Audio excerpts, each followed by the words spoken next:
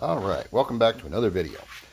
Today we're going to have something cool because we've got three little Rochester 2 GCs. These are a factory tri-power off a 1958 Impala. Customer has sent them to me for a rebuild and a powder coat in gold and black because these are going on a rat rod, and that's the color scheme that he wants. So, just a little way to tell if it's a true tri-power. You've got your center carb, choke, and mixture screws. You tell that's the center. End carbs,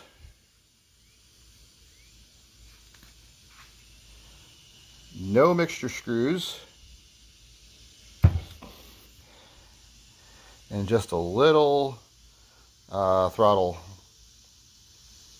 hookup.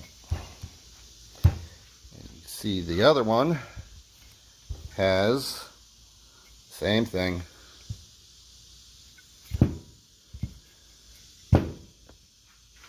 So there. So we have three of them. So I'm going to start tearing these down and get them ready to sandblast and then into powder coat.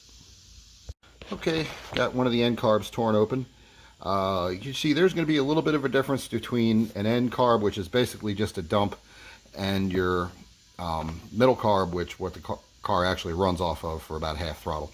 As you can see, your Venturi booster, you see this is just one sealed up unit.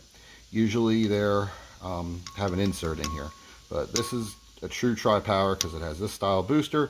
And also down in here there is no threads for a power valve.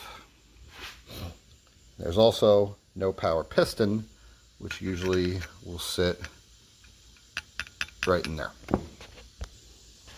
Alright, now you can see this is the center carb.